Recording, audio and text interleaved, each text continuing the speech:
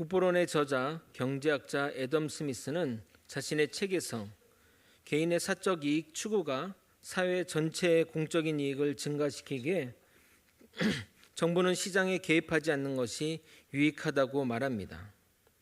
그래서 시장은 가격에 의해 효율성이 유지되기에 가격이 보이지 않는 손이라고 말합니다.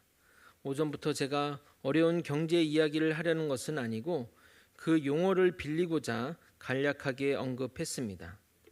히브리서에서 언급하는 믿음의 용사들은 그들의 최종적인 모습을 기준으로 보면 믿음의 용사임이 틀림없지만 그들을 그 자리에 이끌어 가시는 보이지 않는 분이 하나님이시라는 사실을 반드시 알아야 합니다.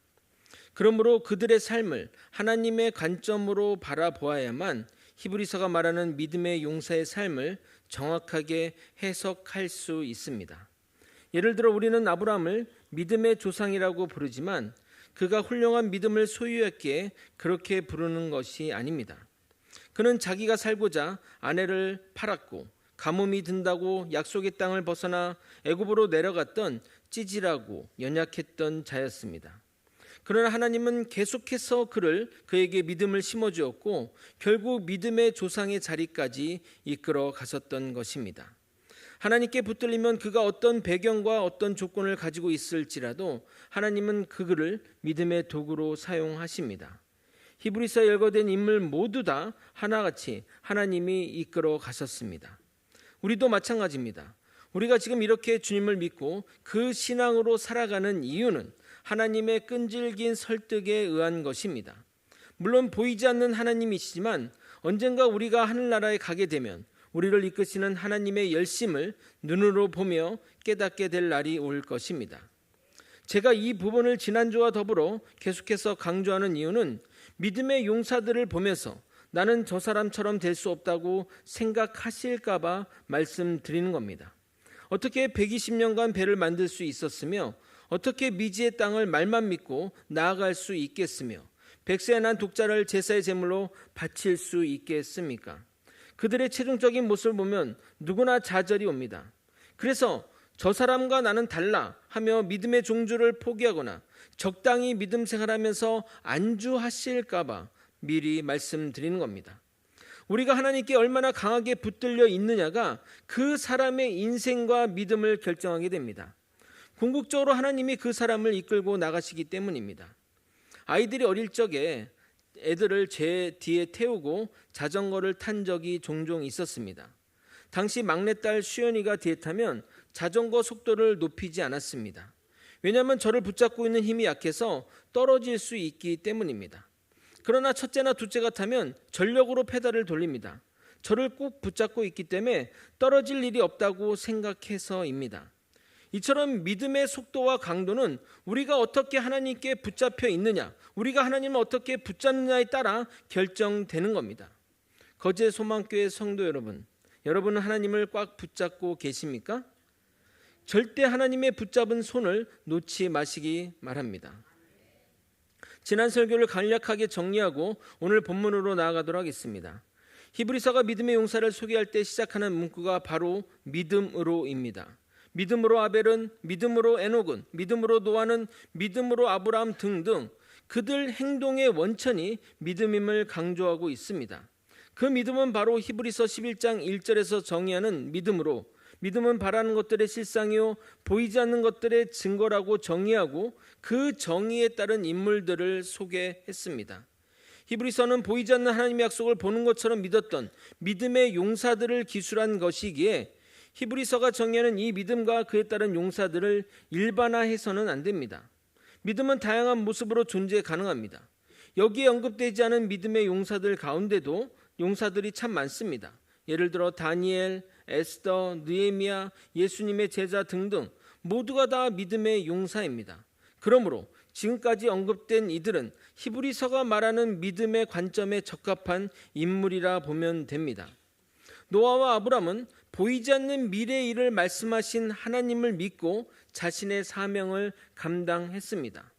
보이지 않는 일을 믿고 산에다 배를 짓는 일이나 하나님의 말씀에 의지하여 한 번도 가보지 않는 미지의 땅으로 나아가는 것은 정말 대단한 용기가 필요한 일입니다. 그들은 하나님에 대한 믿음이 있었고 그 믿음대로 실천하였기에 의의 상속자가 될 수 있었던 것입니다. 오늘 살펴본 아브라함의 아내 사라도 마찬가지입니다. 사라도 하나님의 말씀을 처음 들었을 때 비웃었던 인물이었습니다. 그러나 그가 만국의 어머니 사라가 된 데에는 하나님의 이끄심이 있었기 때문입니다. 그래서 오늘은 하나님이 사라를 어떻게 이끄셔서 오늘 본문이 말하는 사라의 믿음을 이루셨는지 살펴보도록 하겠습니다. 그리고 히브리서 언급된 믿음의 용사들의 믿음을 다시 한번 정의하도록 하겠습니다. 오늘 본문은 히브리서에서 가장 중요한 본문 중 하나라고 생각합니다. 말씀을 잘 깨달아 우리 믿음의 좋은 토양으로 삼고 계속 성장해가는 우리가 되길 예수님의 이름으로 소망합니다. 먼저 살펴볼 인물은 아브라함 아내 사라입니다. 사라는 아가를 출산하지 못하는 아픔을 간직한 여인이었습니다. 그 당시 여성이 아기를 출산하지 못하는 것은 여성으로 살아갈 목적을 잃어버린 것과 다름없었습니다. 요즘은 자발적 불임과 여러 가지 원인으로 인해 불임이 많기에 그것이 큰 흠이 되지 않지만 그 당시 여성의 불임은 이혼 사유가 될 정도로 심각한 문제였습니다. 고대 근동의 법인 함무라비 법정 138장을 보면 이런 내용이 있습니다. 어떤 시민이 아이를 낳지 못하는 아내와 이혼을 원할 경우 그는 그녀에게 결혼 증여금을 지불해야 하며 그녀가 친정 아버지로부터 가져온 지참금을 보상해야 한다. 그러면 그는 그녀와 이혼할 수 있다. 아이를 낳지 못하는 아내에게 지참금만 돌려주면 이혼할 수 있다고 하니 당시 여성의 인생이 참 기구하다는 생각이 듭니다. 물론 성경에는 이러한 불임 여성에 대한 이혼 규례는 없지만 이스라엘이라고 해서 세상과 동떨어진 섬에 사는 것이 아니었기에 근동 지역의 문화와 정서에 무관할 수는 없습니다. 당시 자식이 재산이라 생각하던 시절이기에 당연히 여성으로서의 출산의 의무가 엄중했을 것입니다. 출산을 하지 못하는 여인들의 아픔들이 성경에도 종종 그려집니다. 롯의 두 딸이 아버지로부터 자식을 낳은 것이나 며느리 다말이 시아버지 유다에게서 자식을 낳은 것, 야곱의 두 아내 레아와 라헬이 죽기 살기로 출산 경쟁을 벌였던 것, 사무엘의 어머니 한나가 아이를 낳지 못해 눈물로 기도하는 것 등등 자식을 낳지 못하는 여인의 아픔을 볼 수 있습니다. 당연히 사라도 그런 아픔을 간직한 여인이었습니다. 그래서 사라는 자신의 몸종 하갈을 아브라함에게 주어 자식을 낳으려고 한 것입니다. 그런데 오늘 히브리서 본문은 사라가 나이가 많아 아이를 낳을 수 없었는데 믿음으로 임신하게 되었다고 기록하고 있습니다. 11절을 여러분이 한번 읽어보도록 하겠습니다. 함께 읽겠습니다. 시작. 믿음으로 사라 자신도 나이가 많아 단산하였으나 잉태할 수 있는 힘을 얻었으니 이는 약속하신 이를 미쁘신 줄 알았음이라. 사라가 나이가 많아 출산하지 못한다고 성경은 말하나 사라는 젊을 때부터 출산하지 못했습니다. 불임이었는데 나이가 들어 생리마저 끊겼으니 더 말할 것도 없는 상황인 것입니다. 그래서 하나님이 나타나셔서 사라가 내년 이맘때쯤 출산하게 될 것을 말하니 웃었던 것입니다. 창세기 18장 10절에서 13절입니다. 그가 이르시되 내년 이맘때 내가 반드시 내게로 돌아오리니 내 아내 사라에게 아들이 있으리라 하시니 사라가 그 뒤 장막 문에서 들었더라. 아브라함과 사라는 나이가 많아 늙었고 사라에게는 여성의 생리가 끊어졌는지라. 사라는 속으로 웃고 이르되 내가 노쇠하였고 내 주인도 늙었으니 내게 무슨 즐거움이 있으리요. 여호와께서 아브라함에게 이르시되 사라가 왜 웃으며 이르기를 내가 늙었거늘 어떻게 아들을 낳으리요 하느냐. 남편인 아브라함은 100살이고 자신도 90세이며 젊어서부터 불임이었고 거기다가 생리마저 끊겼으니 그러한 반응을 보는 것은 당연합니다. 그러기에 그녀가 하나님의 얘기를 듣고 웃는 것을 불신앙이라고 비난할 수는 없습니다. 그런데 히브리서 저자는 믿음으로 사라가 임신했다고 진술하니 여러분이 생각하기에 이런 모습이 믿음의 모습은 아니지 않나 생각이 들 것입니다. 그러나 히브리서가 거론한 인물들 대부분이 이런저런 부족한 부분에도 불구하고 하나님이 그를 이끌어가서 믿음의 경지로 나아갔기에 그 인물의 최종적인 모습을 기준으로 이렇게 서술한 것입니다. 하나님은 그 이후에 계속해서 이 사라를 믿음으로 이끌어 가십니다. 처음에 사라도 그 이야기를 듣고 웃었지만 이어지는 소돔과 고모라의 심판을 보면서 불순종의 결과가 어떤 것인지를 깨닫게 되었고, 이후 그랄 왕 아비멜렉에 붙잡혀 가서도 하나님의 은혜로 돌아왔으며, 결정적으로 아비멜렉의 왕의 아내와 여종이 기도를 통해서 출산하는 것을 보면서 생명의 근원이 하나님께 있음을 깊이 깨닫게 되었던 것입니다. 그 과정을 통해 그녀도 하나님에 대한 굳건한 믿음이 생기게 된 것입니다. 물론 명시적으로 성경에 그녀가 이때 믿음이 생겼다고 기록되지 않았지만 말입니다. 그녀가 결정적으로 출산에 대한 믿음이 생기게 된 사건을 설명해 드리도록 하겠습니다. 창세기 20장 17절 18절입니다. 아브라함이 하나님께 기도하며 하나님의 아비멜렉과 그의 아내와 여종을 치료하사 출산하게 하셨으니 여호와께서 이왕의 아브라함의 아내 사라의 일로 아비멜렉의 집의 모든 태를 닫으셨음이더라. 사라를 데려간 제부로 아비멜렉 집안의 태가 끊겼는데 아브라함이 하나님께 기도하자 닫혔던 태의 문이 열렸으니 하나님이 이런 생명의 주권자임을 분명히 깨달았을 거고 자신에게도 그런 일이 일어나리라 믿게 된 것입니다. 결국 그녀에게 하나님의 은혜가 임하게 됩니다. 이 구절 바로 이어서 나오는 구절이 바로 이 구절입니다. 창세기 21장 1절에서 2절입니다. 여호와께서 말씀하신 대로 사라를 돌보셨고 여호와께서 말씀하신 대로 사라에게 행하셨으므로 사라가 임신하고 하나님이 말씀하신 시기가 되어 노년의 아브라함에게 아들을 낳으니, 이 구절이 아비멜렉 사건 바로 이후에 이어서 진술된다는 것은 아비멜렉 아내와 여종의 출산으로 인해 사라가 그 사실을 믿게 되었다는 결론을 내릴 수 있는 것입니다. 결국 그런 놀라운 기적이 일어난 것은 사라가 하나님이 믿으심, 좀 쉬운 말로 신실하신 신뢰할 만한 분이심을 믿었기 때문입니다. 우리는 하나님이 신실한 분이심을 믿어야 합니다. 하나님은 약속하신 바를 꼭 지키시며 말한 것을 반드시 실천한 분임을 믿으면 우리가 해야 할 일은 끝이 나는 것입니다. 이렇게 말로 하니까 이것이 쉬운 것 같지만 그리 쉽지 않은 일입니다. 우리는 믿는다고 하면서 행동으로는 믿지 못하는 행동을 보이는 경우들이 참 많습니다. 하나님께 역사해달라고 기도해놓고 행동으로는 내가 무언가를 하려고, 내가 주체가 되어 뭔가 하려고 하거나 주님보다 앞서서 뭔가를 하려 하는 경우들이 참 많습니다. 우리가 주님의 역사를 보고자 한다면 하나님의 말씀하신 모든 것을 온전하게 이루시는 분임을 믿어야 하는 것입니다. 민수기 23장 19절은 이렇게 말합니다. 하나님은 사람이 아니시니 거짓말을 하지 않으시고 인생이 아니시니 후회가 없으시도다. 어찌 그 말씀하신 바를 행하지 않으시며 하신 말씀을 실행하지 않으시랴. 사라는 하나님이 하시는 역사를 보면서 그분의 설득에 압도되었고 그분을 믿고 신뢰하고 따랐던 것입니다. 결국 그것이 불가능을 가능케 하시는 하나님이 쓰시는 도구가 되었던 것입니다. 그러면 왜 하나님은 사라에게 이삭이란 아들을 허락하셨을까요? 그리고 그것이 왜 반드시 이루어져야 했나요? 단순히 여인의 소원을 들어주고자 그녀가 간절히 소망하니까, 또는 아브라함이 말 잘 들고 기특해서? 아닙니다. 아브라함의 아들 이삭의 출생과 그의 인생은 구속사의 관점에서 바라보아야 합니다. 이삭을 통해 하나님이 창조하신 인간의 구원의 역사를 이루시기 위해서입니다. 12절을 여러분이 한번 읽어보도록 하겠습니다. 함께 읽겠습니다. 시작. 이러므로 죽은 자와 같은 한 사람으로 말미암아 하늘의 허다한 별과 또 해변의 무수한 모래와 같이 많은 후손이 생육하였느니라. 사라로 인해 수많은 믿음의 후손들이 살게 된 것입니다. 흔히 이삭을 예수의 예표되는 인물이라고 말합니다. 성령으로 잉태한 예수와 생리가 끊긴 사라에게서 태어난 이삭은 출생부터 기적의 출생입니다. 하나님이 일하셔서 놀라운 출생이 가능했기에 이삭의 출생은 예수님의 출생과 같다고 보면 됩니다. 그리고 이삭이 모리아 산에서 제물로 바쳐지는 것과 이삭 대신 어린 양이 제사 대신 대속하여 제사를 드리는 모습 등 여러 가지로 구속사의 그림을 보여줍니다.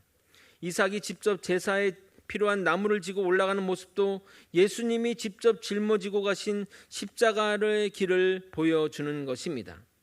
이삭의 삶은 히브리서 1장 1절에 구약의 사건들이 여러 부분과 모양으로 예수님을 증거한다고 한 말을 증명하는 좋은 예라 하겠습니다.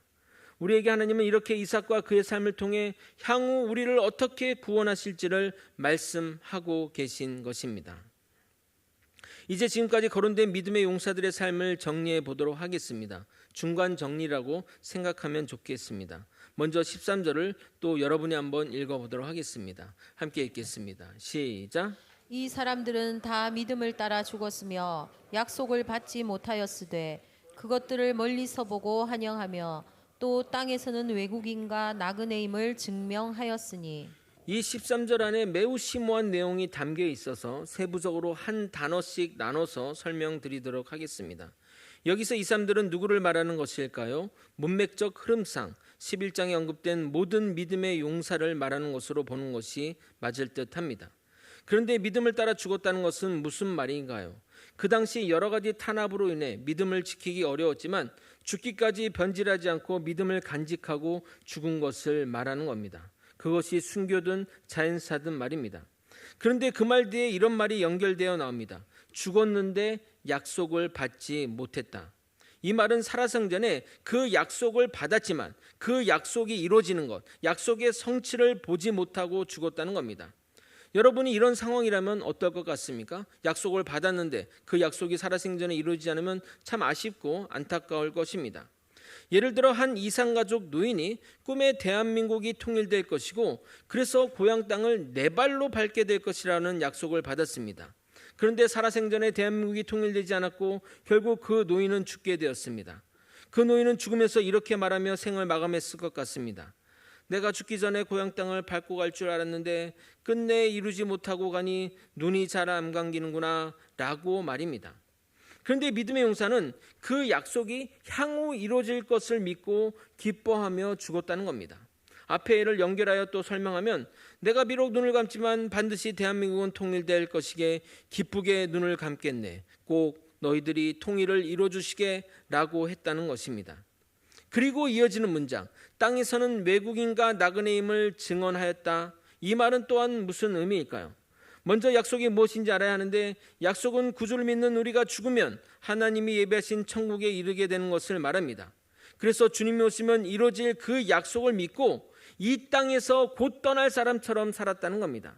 앞의 예를 다시 연결하여 설명하면 그 어르신은 살아생전에도 통일되면 북한 고향 땅으로 돌아갈 것을 믿었기에 돈이 있어도 남한 땅에 땅이나 집을 사지 않고 곧 떠날 사람처럼 살았다는 것입니다. 그러므로 모둠의 믿음의 용사들은 약속을 받았으나 본인이 살아있을 때 약속의 성취를 보지 못했음에도 그것이 반드시 이루어질 것을 믿고 기뻐하며 이 땅에서 나그네로 또는 이방인으로 살았다는 말입니다. 그 약속이 반드시 이루어질 것을 믿는 것은 약속하신 분이 하나님이시기 때문입니다. 결국 그들이 생전에 약속의 성취를 자신의 눈으로 보지 못했음에도 기쁘게 눈을 감을 수 있는 것은 하나님에 대한 믿음, 하나님에 대한 신뢰 때문이라 하겠습니다. 그런데 사실 우리도 그런 삶을 살아가고 있습니다. 왜 우리가 하나님의 말씀대로 살려고 애를 쓰고 노력하십니까? 이 땅의 삶이 전부가 아니고 영원한 천국의 삶이 있기에 지금 힘들어도 참고 그 나라와 그 나라를 위해 살아가는 것 아니겠습니까? 그런데 여기 계신 분 중에 천국을 보신 분이 있으십니까? 또는 천국을 갔다 오신 분이 있습니까? 아니면 꿈에라도 천국이 펼쳐지는 것을 보신 분이 있으십니까? 아마도 대부분 없으실 겁니다. 그런데 우리 모두는 말씀에 근거하여 천국이 있다고 믿고 있습니다. 그러므로 우리 또한 약속한 것을 지금 받지 못하였지만 그것이 언제 이루어질 것을 믿으며 기뻐하며 삶을 살아가고 있는 것입니다. 그런데 이제부터 중요합니다. 우리가 하나님의 말씀을 진짜 믿는다면 보여지는 것, 우리가 믿는다면 보여지는 것이 있어야 합니다. 누구나 말로는 믿는다고 하지만 삶으로 믿지 않으면 믿는다고 할 수 없습니다. 삶으로 믿는 사람은 이 세상에서 나그네와 이방인처럼 살아가는데 삶으로 믿지 않는 자들은 이 땅에서 영원히 살 것처럼 살아갑니다. 지난주 예로 든 영화 암살의 한 대사처럼 독립군은 해방되면 조국으로 돌아갈 것을 믿었기에 집에 비가 새도 고치지 않고 벽이 무너져도 세우지 않았던 것입니다. 왜냐하면 해방이 되면 고향으로 이 집을 다 버리고 돌아갈 것이기 때문입니다. 우리가 천국을 진정으로 믿는다면 이 땅에서 영원히 살 것처럼 살지 않을 것입니다. 그런데 몇몇 성도님들을 보게 되면 영원히 이 땅에서 살 것처럼 사시는 분들을 봅니다. 정말 이 땅의 것 중에 남는 것은 하나도 없습니다. 우리가 죽은 후에 천국에 가게 되면 지난날 헛된 것을 위해 살아온 시간들을 후회할 날들이 올 것입니다. 그래서 하늘나라 가게 되면 껄껄하는 사람들이 많을 거라고 농담처럼 말합니다. 그때 그렇게 할 걸, 그때 저렇게 할 걸 하는 사람들 말입니다. 우리가 정말 그런 자가 되지 않기를 소망합니다. 이제 14절을 살펴보겠습니다. 14절 여러분이 읽겠습니다. 시작. 그들이 이같이 말하는 것은 자기들이 본향 찾는 자임을 나타냄이라. 그들이 이같이 말한다는 것은 자신들은 이 땅에서 나그네요 이방인으로 산다는 것을 말하는 것을 의미하며, 동시에 말만 아니라 그렇게 살아갈 때 사람들이 우리를 본향 찾는 자로 볼 것입니다. 여기서 본향은 진짜 고향, 최종적인 종착지를 말하는 것으로 천국으로 보면 됩니다. 믿음의 용사들은 하늘나라에 대한 확고한 믿음을 자신의 삶에 투영하여 그들의 정체성을 드러내었습니다. 믿음은 반드시 삶으로 드러나야 합니다. 마찬가지로 우리가 이 세상에서 곧 떠날처럼 살아간다면, 곧 돌아갈 나라가 있는 외국인처럼 살아간다면 사람들이 우리를 보며 아, 저들은 돌아갈 곳이 있는 사람이구나 라고 여길 것입니다. 그래서 믿음의 사람들은 세상 사람들처럼 이 땅에서 아둥바둥 살지 않고 베풀고 나누며 섬김의 삶을 사는 것입니다. 우리의 믿음은 이러한 삶의 모습으로 보여질 수 있는 것입니다. 그런데 여전히 아둥바둥 세상에 집착하며 살아간다면 우리의 믿음이 우리 삶에 녹여지지 않았기 때문입니다. 결국 그 믿음은 공허한 믿음이라 하겠습니다. 거제 소망교회 성도 여러분, 가장 강력한 전도가 무엇인지 아십니까? 삶으로 보여주는 전도입니다. 외부인들이 우리를 보면 이렇게 말할 것입니다. 아, 왜 김 씨는 그렇게 교회 일에 목숨을 걸어? 왜 박 선생은 힘들게 하나님 말씀대로 살아? 아니 형님, 돈도 없는데 왜 교회에다 돈을 갖다 바치세요? 이렇게 세상 사람들이 약간 비꼬듯이 물어보면 그들에게 한마디만 하십시오. 하나님이 살아계시니까, 이 땅의 삶이 전부가 아니니까. 이 평범한 말이 그들에게 언젠가 걸림이 될 날이 올 것입니다. 지금의 시대는 말로 전도하는 시대는 끝났습니다. 사람들은 우리의 말을 듣지 않고 우리의 행동과 삶을 보고 믿습니다. 만약 믿는다고 하면서 이 땅에서 영원히 살 것처럼 살아간다면, 또는 내 것에만 집착하며 내 집, 내 가정을 위해서만 살아간다면 그들은 우리 믿음의 신뢰를 보내지 않을 것입니다. 이 사실을 꼭 잊지 마시기 부탁드립니다. 이제 마지막으로 15절, 16절 전반절을 읽겠습니다. 여러분이 한번 또 읽겠습니다. 시작. 그들이 나온 바 본향을 생각하였더라면 돌아갈 기회가 있었으려니와 그들이 이제는 더 나은 본향을 사모하니 곧 하늘에 있는 것이라. 아멘. 우리가 지난 시간을 추억하면 대부분 좋은 기억으로 회상하는 경우가 많습니다. 그 이유가 인간의 두뇌가 기억을 조작하기 때문이라고 심리학자들은 말합니다. 인간의 두뇌는 과거의 안 좋은 기억을 지우고 좋은 기억으로 바꾸는 능력이 있습니다. 두뇌가 왜 이런 일을 하냐면 나쁜 기억이 우리를 힘들게 하므로 생존하기 위해 기억을 조작한다는 것입니다. 이것을 우리에게는 친숙한 무드셀라 증후군이라고 합니다. 성경 속 무드셀라는 무려 969살까지 살았는데, 전승에 따르면 그가 점점 나이가 먹을수록 과거에 좋았던 추억과 기억만 떠올리며 그때의 순간으로 돌아가고자 했다고 합니다. 그래서 이 무드셀라처럼 현실에 지치거나 힘들 때 좋았던 과거로 돌아가고자 하는 심리와 감정을 무드셀라 증후군이라고 하는 겁니다. 이것은 도피 심리의 일종이라 볼 수 있는데, 요즘 네트로가 유행하는 것도 동일한 이유라 하겠습니다. 마찬가지로 믿음의 선배들은 자신의 과거로, 자신의 고향으로, 자신의 과거 믿었던 종교로 돌아갈 수 있었습니다. 새로 정착하는 이곳보다 그래도 친지들과 익숙한 환경과 사람들이 사는 고향 땅이 그리울 것입니다. 그러나 그들은 돌아가지 않았습니다. 그들에게는 하나님이 약속한 땅이 있기에 그것을 믿고 나아간 것입니다. 마찬가지입니다. 우리는 이 땅의 삶에 집착하지 않습니다. 왜냐하면 우리는 우리의 진짜 본향, 천국이 있기 때문입니다. 그런데 왜 히브리서 저자는 이 이야기를 하는 줄 아십니까? 히브리서는 현재 시험과 핍박과 유혹으로 인해 예수를 버리고 과거 유대교로 돌아가려는 사람들에게 쓴 편지이기 때문입니다. 그래서 너희들도 돌아갈 곳이 있고 그곳을 지금 생각하면 아름답게 보일 것이지만 우리에게는 진짜 본향 예수 그리스도가 두 팔 벌리고 계신 곳이 있기에 그곳을 바라보며 나아가라고, 그곳을 바라보며 살라고 말하는 것입니다. 아마도 그들은 이 글을 보면서 많은 생각을 하게 될 것입니다.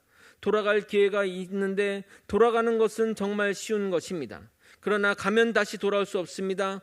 유대교로 돌아오면 모든 핍박과 또 시험이 사라지겠지만 가면 돌아올 수 없는 길이 되는 것입니다.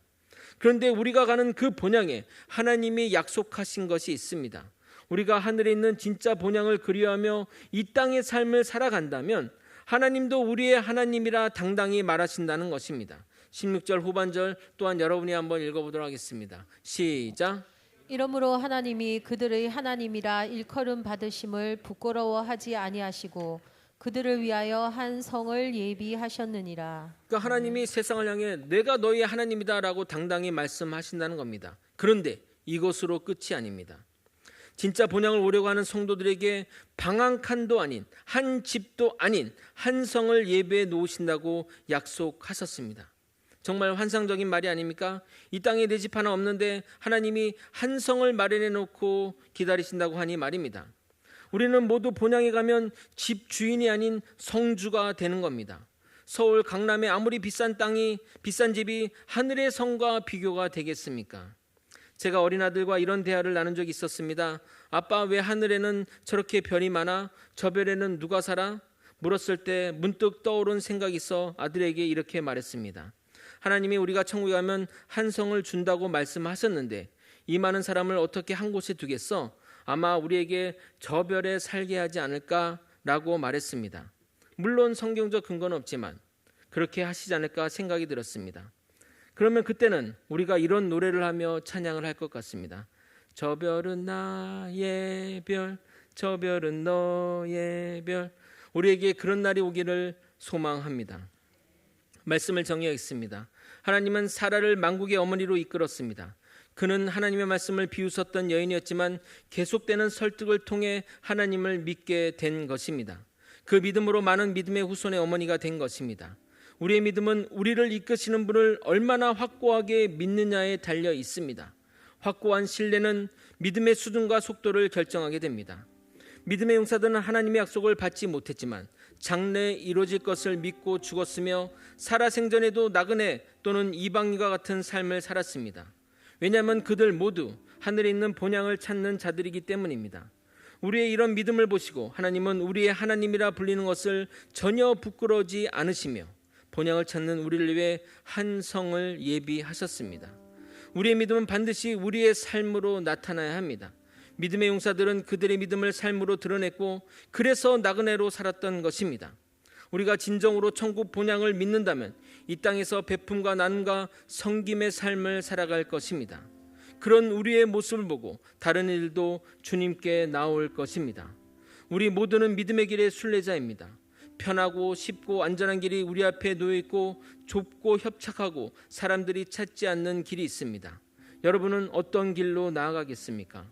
어느 간증 집회에서 한 집사님이 간증하신 말인데 너무 인상적이라 그 말을 전하고 설교를 마치려고 합니다.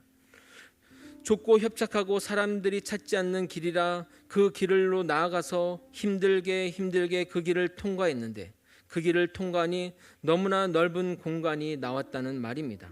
아마도 우리의 신앙의 여정도 그렇게 될 것입니다. 아무도 찾지 않는 길, 서로 가기를 주저하는 길, 위험하고 험난한 길, 나아갈수록 다시 뒤돌아 나갈까 생각되는 길이지만 그 길 끝에는 우리 주님이 계십니다. 그리고 우리를 향해 준비하신 성이 있으실 것입니다. 그것을 멀리서 바라보며 환영하며 나그네와 같은 삶을 살아가는 저와 여러분이 되시길 예수 그리스도 이름으로 축원드립니다. 함께 찬양하고 기도의 자리로 나아가도록 하겠습니다. 지난주 함께 했던 찬양입니다.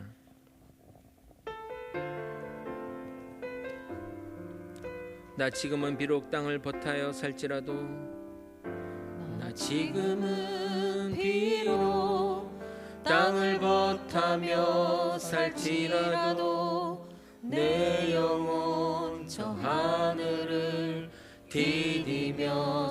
안에 내 주님 계신 눈물 없는 곳, 저 하늘에 숨겨둔 내 소망이 있네. 보고픈 얼굴들, 그리운 이름들 많이 생각나. 때론 가슴 터지도록 기다려지는 곳, 내 아버지 넓은 품날 맞으시는 저 하늘에 쌓은 내 소망이 있네. 주님 그 나라에 이를 때까지 순례의 걸음 멈추지 않으며, 어떤 시련이 와도 나 두렵지 않네. 주와 함께 걷는 이 주님 그 나라에 이를 때까지, 주님 그 나라에 이를 때까지 순례의 걸음 멈추지 않으며, 어떤 시련이 와도 나 두렵지 않네. 주와 함께 걷는 이 주님 그 나라에 이를 때까지, 주님 그 나라에 이를 때까지 순례의 걸음 멈추지 않으며,